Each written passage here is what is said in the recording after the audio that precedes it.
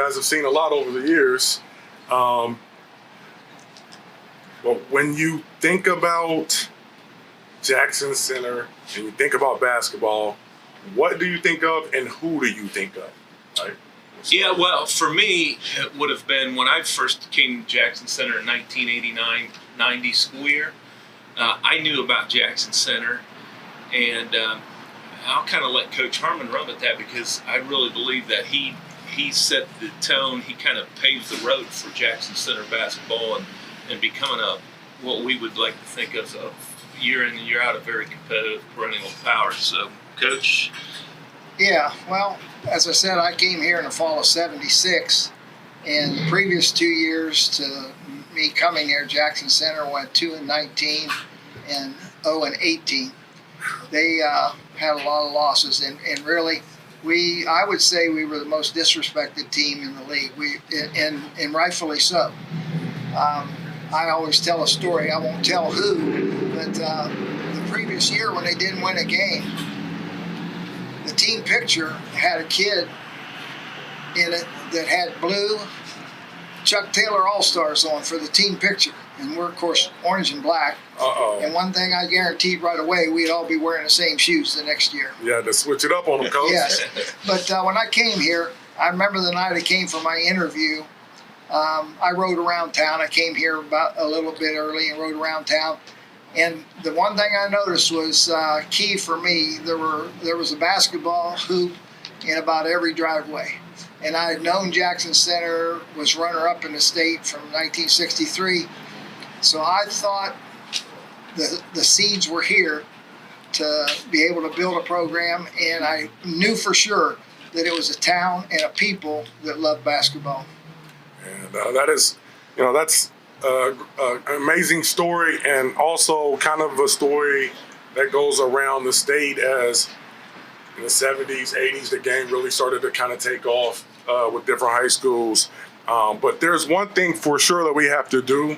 We have to thank our sponsors one time, all right? So we like to thank Cash&Clark would like to thank the many sponsors such as Ernst Apparel, Wear Your Passion, Buckeye Home Services, your first choice for professional home improvement, Superior Aluminum Products, a great place to work, Car Start, the auto body repair experts, and air handling equipment, innovative industrial air compressor solutions, and of course NK Telco and NKT Productions. All right, without them, we could not have been able to do this today, coaches. And we have a lot more to talk about, okay? Yes.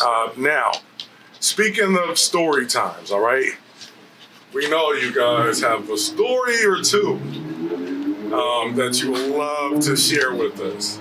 Now, who's going to start the story time for us tonight? I don't know.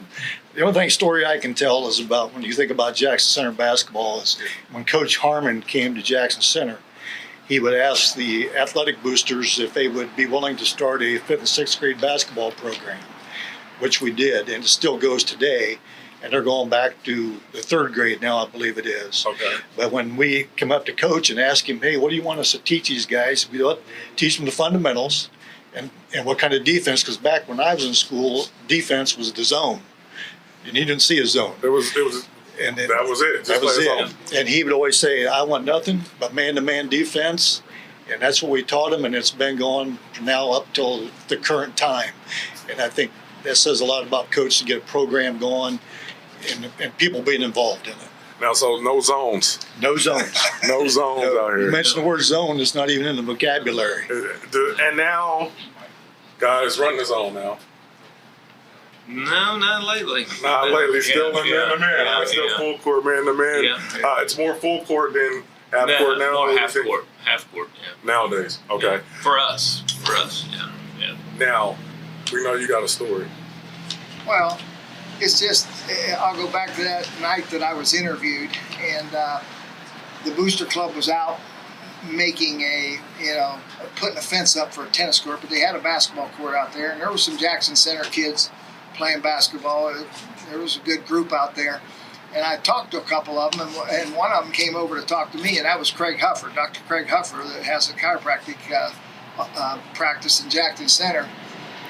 And I knew that he was a returning starter, and people said, how many starters you get back? Well, there's a few starters coming back, but I might not have wanted any starters coming back. They didn't win a game. But anyway, I talked to him, and just to tell you the kind of attitude he had and the way a lot of the people had, I asked him, I said, how do you think we'll be next year?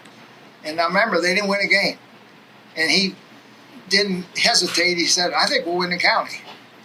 And winning the county in Shelby County is a big deal. Yeah.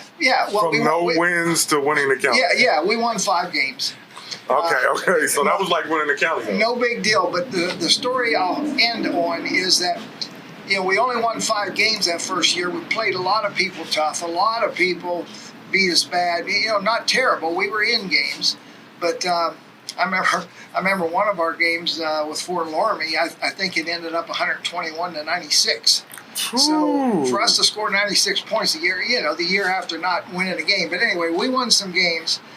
But I'll cap this story off by saying we started out, we won our first game, and then we didn't win a game for a while, and then we won another one. We just won enough to keep us going. But I remember one day, I think we were 2-6 or 2-7, something like that. And man, I was frustrated. I came from a program that was used to winning, and I knew it could happen here. But one day I got a message from a student said, the superintendent and principal want to see you over in their office. This is after school started and was in my planning period. I thought, this is going to be one of those moments where, hey, we might have made a mistake. But I tell you what they did. Jerry Clanky, and the superintendent just called me in and said, hey, we know things are going rough right now. We know you're frustrated, but I want you to know you're doing a great job, and we know that we picked the right person for this job. So anyway, big boost, and from there on, we won 5. The next year, we won. We're 500, 11-11, and we had 10 straight years of 15+ wins. Congratulations, Coach. Yes. That's an amazing story right there.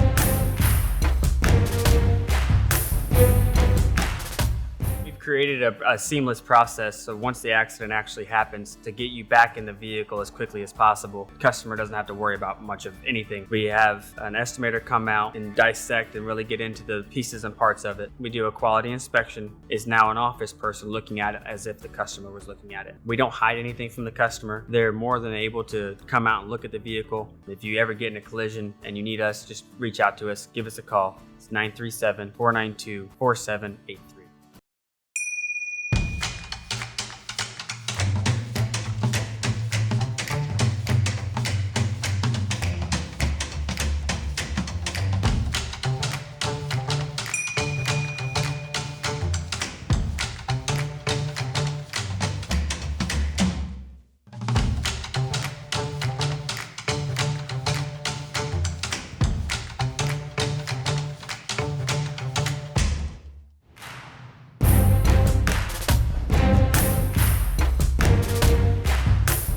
Come to the front of the table here. You've been a coach for a while now. Yeah. Give me inspirational. How have you had a season where you felt like it wasn't going great, and then all of a sudden things just switched around? Yeah, because I did 2 stints. So my first stint, I was in Jackson Center for 10 years, but I was a JV coach for 5 years and then varsity coach. And that 5-year stint, kind of like Coach said, our first year, because of graduation and just younger kids and so forth and lack of experience of our seniors, we had a down year. But we built and in '98, then we had just an absolutely unbelievable team. Ended up getting beat by a good Minster team down in the regionals. And then my second stint, my first 3 years back as the varsity coach, we just were kind of spinning our wheels, and in the final year, we had a really rough year, and I attribute that a lot of it to me. We just did not do things right, and we're not very good. So we had made a decision. We really need to change things around, and that would have been the 2008-2009 team. And that summer, we did a lot of different things. As a matter of fact, that was even back when a lot of teams were still going to team camps and going around and playing shootouts. But we took 3 straight days where I can remember this, and those players that were involved in that, I said, well, this team's going to be the team that turns around. We're going to go from 2 wins to a winning season. We brought them in that summer, and from Sunday afternoon, so Sunday, Monday, and Tuesday, they didn't get out of the school till Tuesday evening. They weren't allowed to have cell phones or nothing. They slept on the gym floor. They had to bring in their own food and those type of things. Boot camp? Yeah, boot camp, basically. Whoa.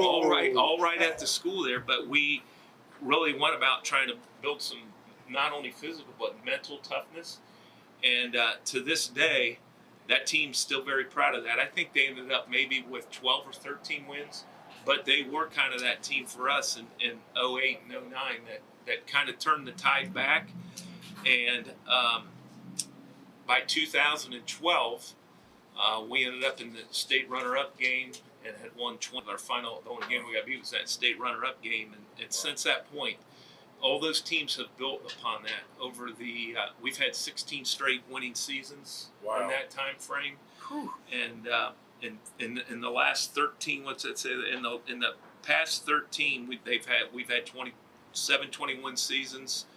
We went 36-2 down in Piqua, and if you understand the tournament in Jackson or in Shelby County with getting out of Piqua, how tough that is, but we're kind of proud of that. Yeah, wow, over the last 13 years. Amazing stories, man. Amazing stories, guys.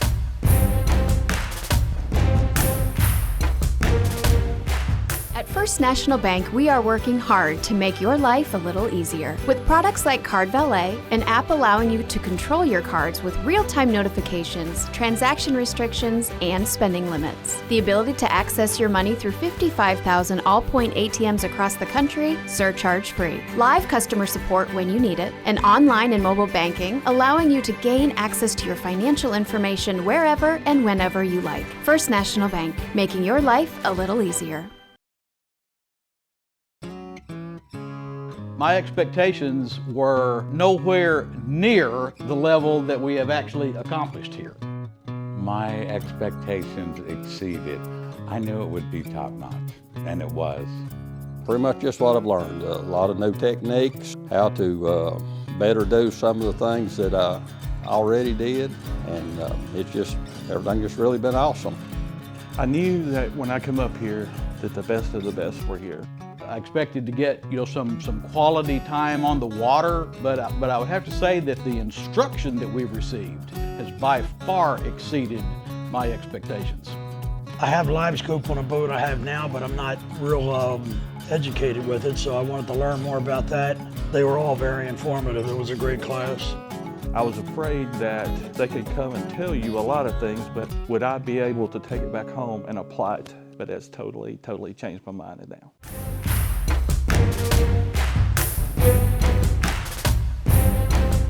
Now, let's get to some of these players.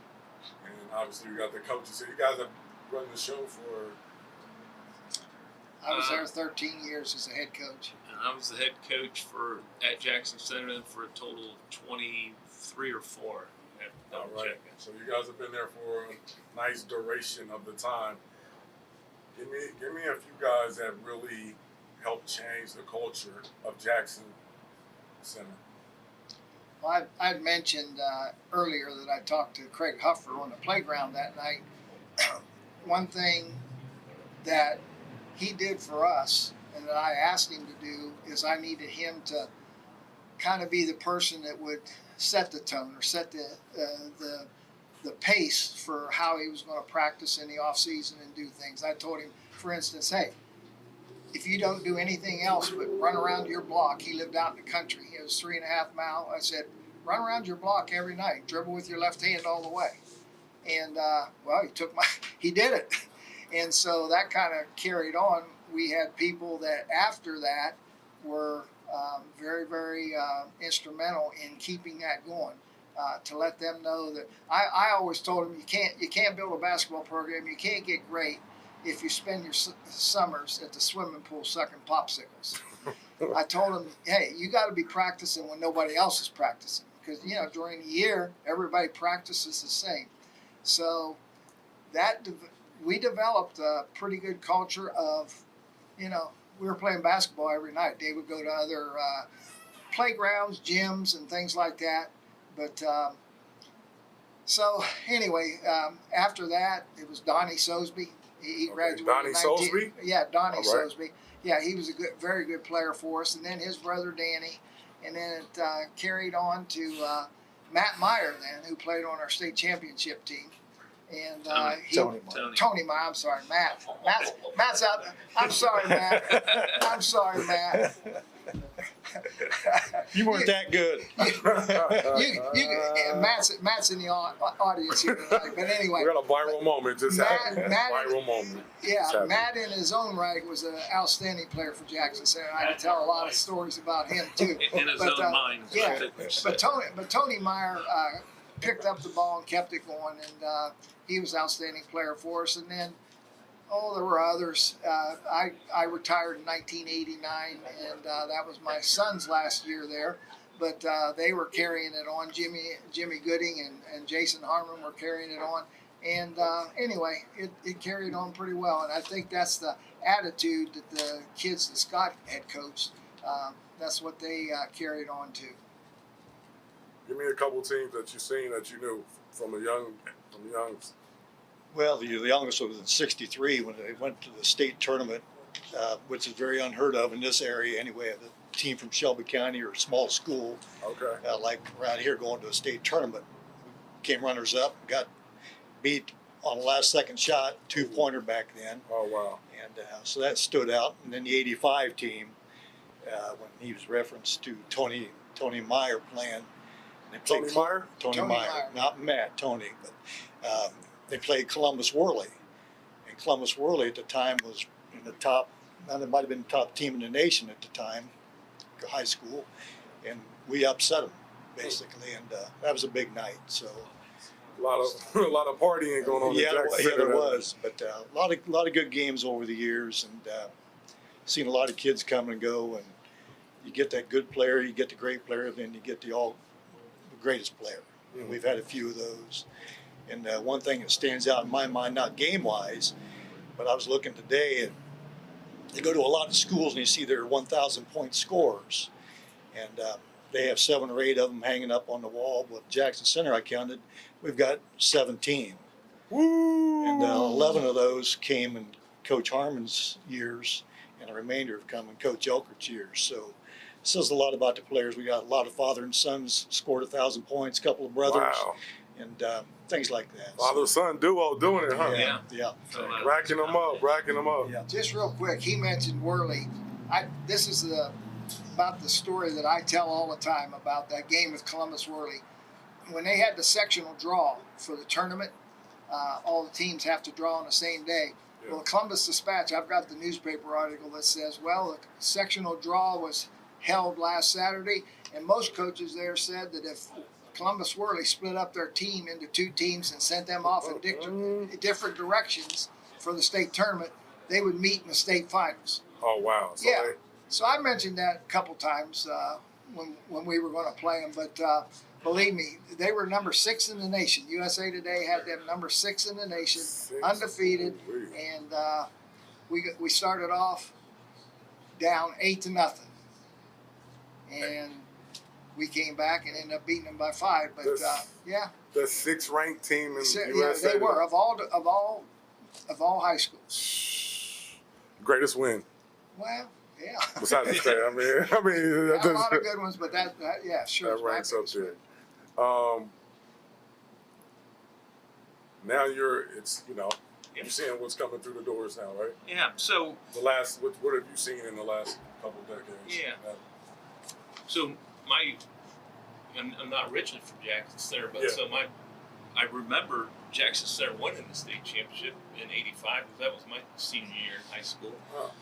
And like I said earlier in the show, I started at Jackson Center 1989-90, and I took over as the varsity coach in the season 94-95.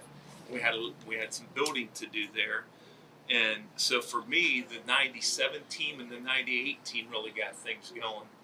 We had a great point guard on the 97 team, Andy Jenkins, that if you looked at his numbers were not flashy by any stretch of the imagination, but just understood the game so well. Real winner. It was just a true winner.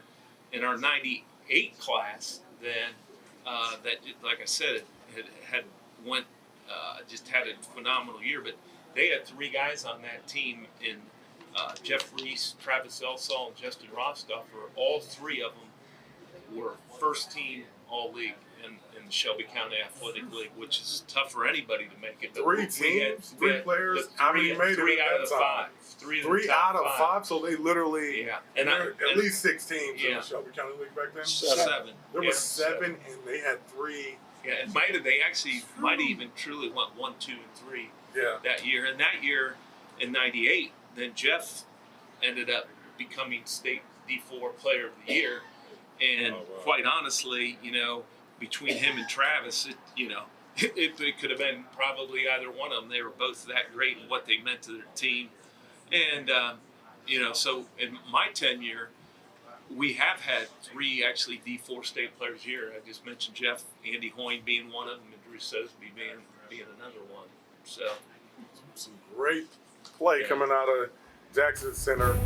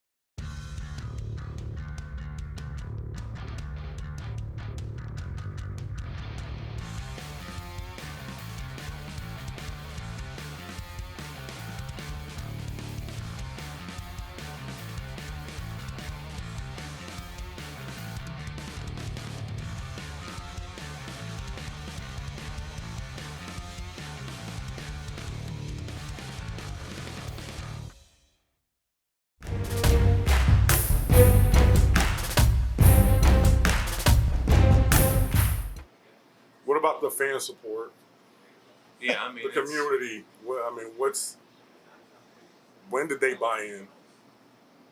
When he started winning. When he came to Jackson, it turned the team over, turned the program over, and people caught on to it. That's when it started. And I can remember. I know you remember the day that it happened. Oh yeah, well yeah. Talking about the fans, I would say first half a year and a half, our fans were good. They were pretty rabid and stuff because a lot of us played in little gyms at that time, little gyms. Okay. Some teams at that time were renting out the bigger gyms and couldn't play in their home. But anyway, we played in some little gyms, and it was pretty rabid at times during the ball game. But I can remember about my second or third year there, at our Meet the Team night, I just encouraged our crowd. I said, hey, you got to get behind us during the games a little bit more. I said, I know you think you are, but just look how Marion Local does it and how Fort Laramie does it, how Anna does it, how they are really, really loud at the certain times of games and when it's really important. And believe me, from that time on, we were as loud as anybody. Gotcha. So it just went crazy after that, huh? They loved it. Then and now, the game, there was a lot of differences in the game back then to what it is now. Do you like the way the game is trending? And what are some of the differences that are in the game? Because we have a variety of people who will be watching this all over, including the NK Telco YouTube live stream that we're on right now. So give me some differences give me some things that have changed, Coach. Well, that you like and that you don't, that you dislike. I'll just say basketball's always been basketball. I mean, you got to be able to put it in the hoop, and you got to be able to stop them from putting it in the hoop. Now, hey, is that complicated? No, it's still the same way today. The biggest thing about then and now is that players have always been celebrated in these little communities, especially back then it was Class A communities, Division IV now. But I don't like the trend of the way the colleges have gone with this NIL stuff and paying players and this and that. I think it's in the high school now. I don't know. In But different anyway, states, it is in the depending on the state. Yeah. NIL is available for high schoolers. Yeah. So anyway, I think it has to be seen whether or not it's going to be a good idea to divide it into 7 classes this coming year. Yeah. That just seems unknown to me, and I can't imagine it. But I'll wait and see. We'll go here.